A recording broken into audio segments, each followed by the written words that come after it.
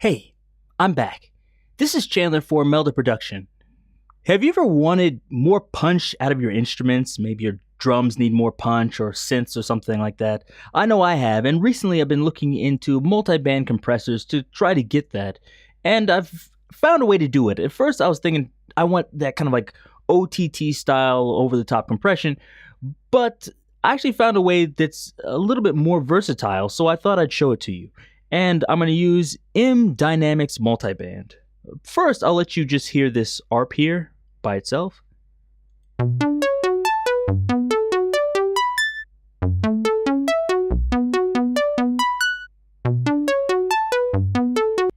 And so by itself, I don't think it's that dull. It is punchy, but I just want a little bit more. So let's open up MDynamicsMB.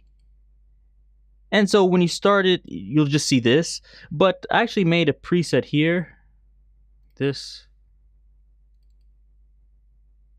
Bit too big there. Let me make this a bit smaller, just so you can see it a little bit more easily. And now let's play that same thing with this on it.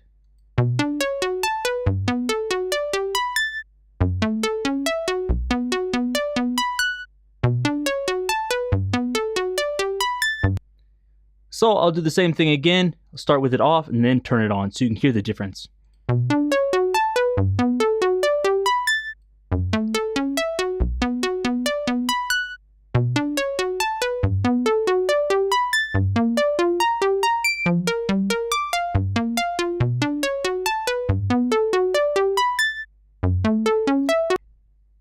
So, as you heard, when it was off, it sounded almost like there was a blanket over the sound, and especially if you listen to those low notes, they get a lot tighter. They don't have that flubbiness to them.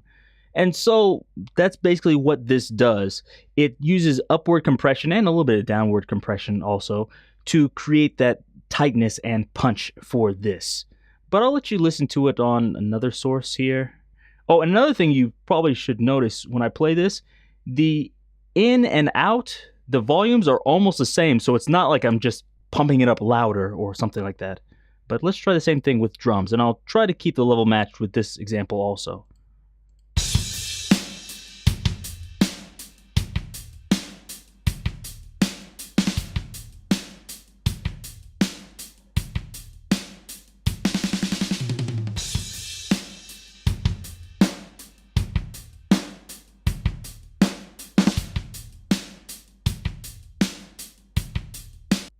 So you can hear a big difference there. For me, that's a little bit too compressed. I don't know if I'd want to go that far, but you get the idea.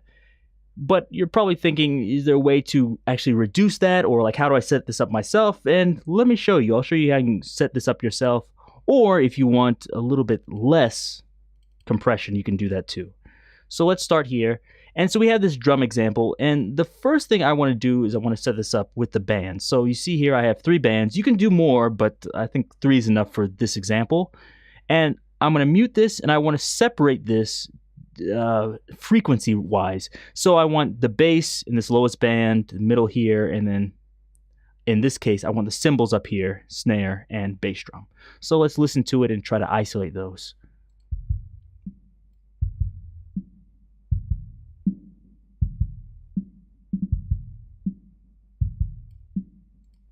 Okay, now the snare.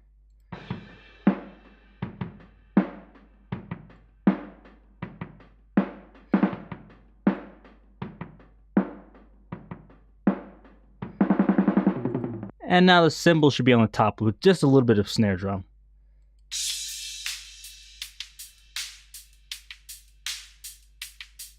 Okay, so now that that's set up, let's go in and start compressing here.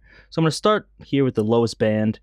The first thing I want to do is I want to drop the output volume. This is going to be important later, but let's just drop it to like -12 or so. We're going to probably end up adjusting that later, but that's okay. Next, I'm going to hit link, and that's because using link will control all of these. So whatever I set for band 1 will continue over into band 2 and band 3. It'll just save us some time. So I'll hit link here, and I'm going to do the same thing here.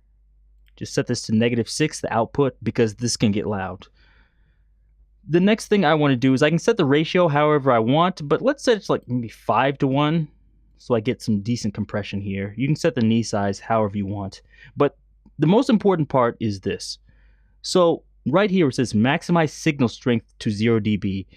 When I first saw this, I thought it was useless. It just, caused clipping or whatever. But what it actually does is adjust this envelope, and it'll actually let you do some upward compression. So watch when I click here, watch the transfer graph here. So now you see, when it gets close to the threshold, it actually causes upward compression, which is what I want. And that's why I'm moving this down 6 decibels, because instead of having it at 0 dB, it'll be down a little bit lower. That way there's no clipping. So that's what I want. Now let's set the times. I can set this, since it's bass, I'll set it a little bit longer. Maybe 25, 100. I can move that. 100's good. Maybe 155. That's all right. Set the RMS to 0, etc. Now I'm going to listen to it and set the threshold. So I want to do maybe 4 decibels of gain reduction.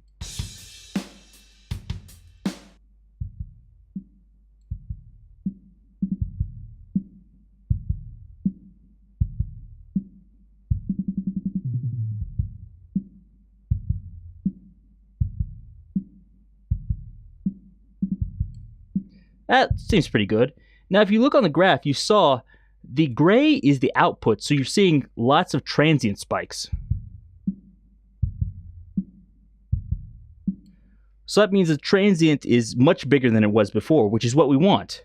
So I'm going to do the same thing in the next band, turn the link off because I don't want to change it anymore. So now go to this middle band. Let me make this a little bit less for the middle. Let's try maybe 15 milliseconds. I can make the release a little bit lower too. And I'm probably going to have to adjust the threshold because I don't think it'll be exactly the same. So let's listen to this.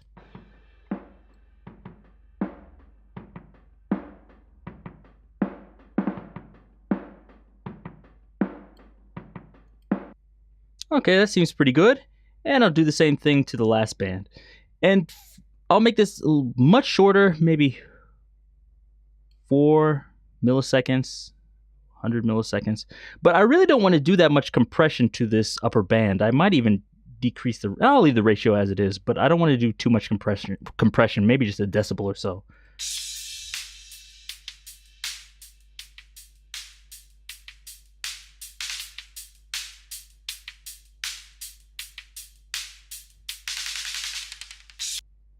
So there we go. We have everything set up. Now let's listen to it and adjust the output gain so the input and output are roughly equal.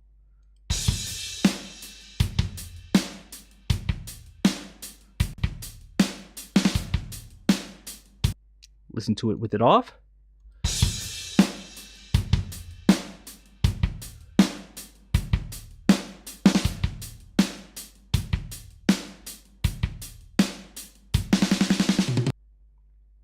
So I think that's pretty good, but if I think, I want a little bit more bass, I can add it here.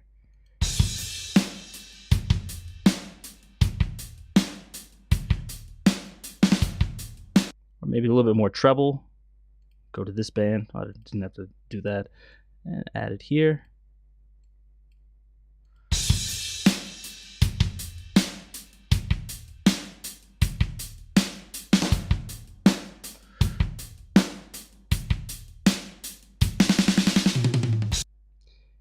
And if I want to change something else besides the tone, let's say I like the tone, but I think it's just too much, I can go into the wet dry here and decrease this. So I can just do maybe 51%. And then I'll adjust the output gain to match it.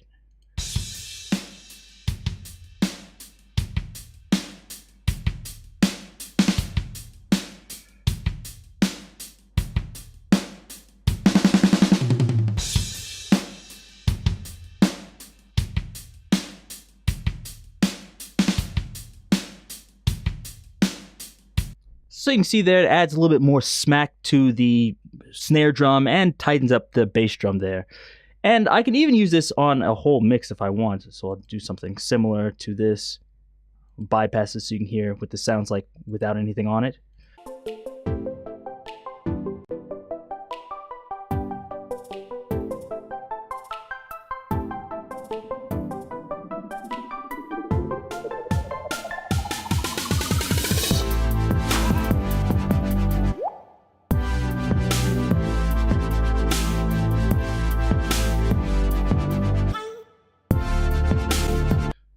now do the same thing. Let me put this at 100 to start, and let's adjust this.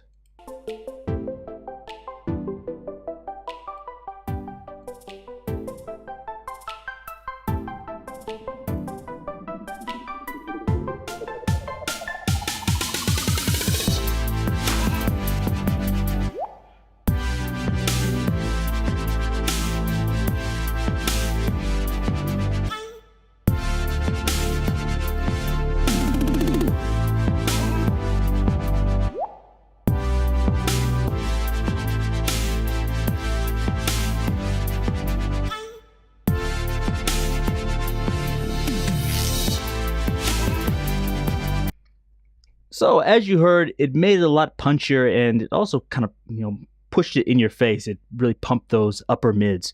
So of course, if you don't want that and you think, I don't want the upper mids so prominent, just pull the output gain down here. And you can also do this. I might want to change this around. So if I was doing this on a whole mix, I would probably move this around, and I probably also wouldn't use it 100% here. So keep in mind when you're doing this, the ratio will control, also the volume. So if you want it to be more subtle, just turn down the ratio. Also, by adjusting the attack and release, you can control how tight certain sounds are. So there's lots of adjustments and things you can do to alter the sound with this technique. And also, if you find something really interesting with this, be sure to tell me. Personally, I would probably use this on individual instruments or groups instead of a whole mix, but of course, if it sounds good, it is good. If you like this, give me a thumbs up. If you have any questions or comments, leave those down below, and check out all the other plugins at meldaproduction.com. Until next time, see you.